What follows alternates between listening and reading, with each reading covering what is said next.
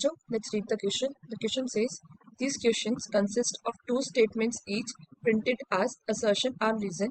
While answering these questions, you are required to choose any one of the following responses. Assertion: induced EMF is proportional to rate of change of magnetic field, while induced current depends on resistance of the wire. Reason: the induced EMF and the current will be same in two identical loops, one of copper and other of aluminium, when rotated with same speed in the same magnetic field. Now firstly, the key concept is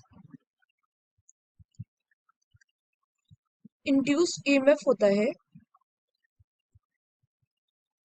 due to change in magnetic flux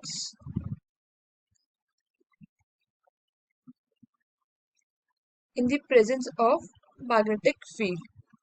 So change in magnetic flux is represented by d phi and ये change होता है with respect to time.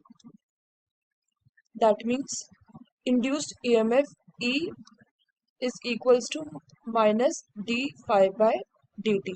So this is the formula of the induced EMF. Now firstly हमें पता है according to Ohm's law voltage V और EMF E is current I multiplied by R resistance. So यहाँ पे EMF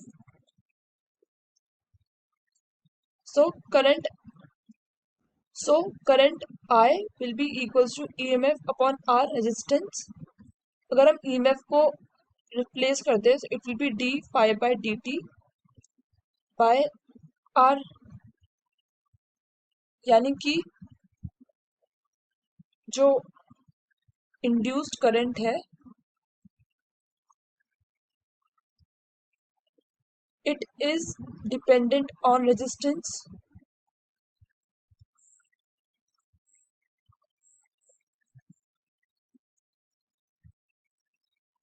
but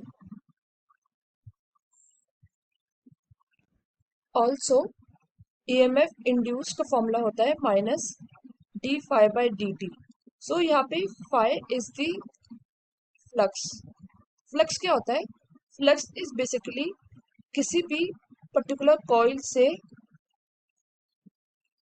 जो कि close होना चाहिए उससे कितने नंबर ऑफ मैग्नेटिक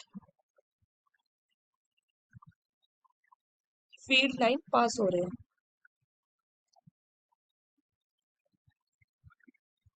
यानी कि अगर चेंज इन फ्लक्स लिंकेज है so there will be change in magnetic field with respect to time. So जो असर्शन कहता है कि induced EMF is proportional to rate of change of magnetic field, it is true because induced EMF is proportional to basically flux linkage change, and onto which flux linkage is proportional to change in magnetic field lines.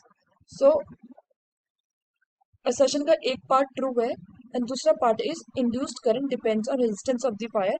That is also true because यहाँ पे induced current I is inversely proportional to resistance. That means ये depend करता है. So assertion is true.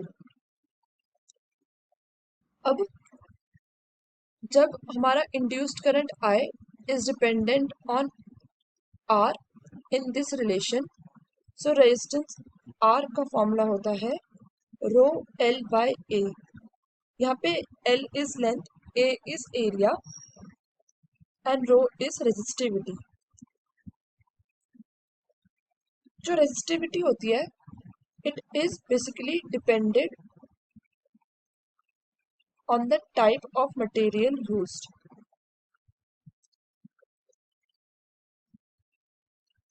यानी कि जब R is depending on rho and rho is depending on material type,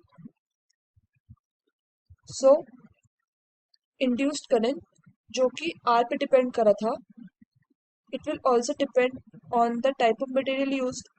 So induced current will change according to the material used. लेकिन जो हमारा flux linkage होता है,